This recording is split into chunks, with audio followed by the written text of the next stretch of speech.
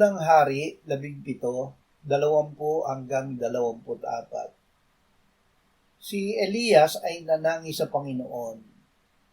O Panginoon kong Diyos, dinalhan mo rin ba ng kapahamakan ng balo na aking tinutuluyan sa pamamagitan ng pagpatay sa kanyang anak?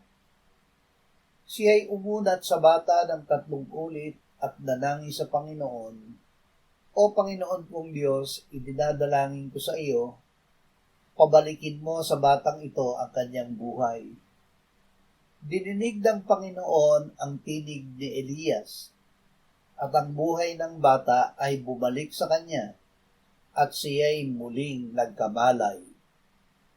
Kinuha ni Elias ang bata, ibinaba sa loob ng bahay mula sa silid sa itaas, at ibinigay siya sa kanyang ina. At sinabi ni Elias, tingnan mo, buhay ang iyong anak. At sinabi ng babae kay Elias, ngayoy alam ko na ikaw ay isang tao ng Diyos, at ang salita ng Panginoon sa iyong bibig ay katotohanan. Ang Diyos ang nagbibigay buhay.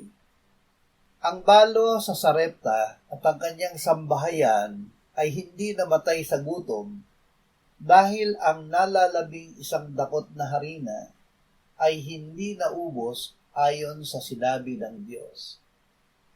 Pagkatapos ay nagkasakit at namatay ang anak na lalaki ng balo.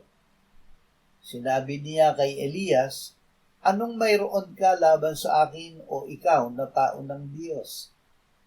Naparito ka sa akin upang ipaalala mo ang aking kasalanan at upang patayin ang aking anak.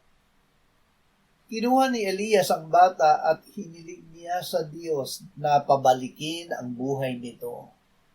Dininig ng Diyos si Elias, ang bata ay muling nabuhay.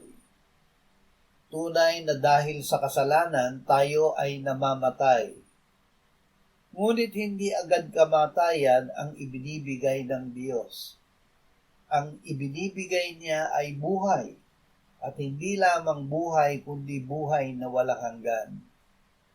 Sinabi ng Panginoong Hesus na siya ay naparito upang tayo ay magkaroon ng buhay at ng kasaganaan dito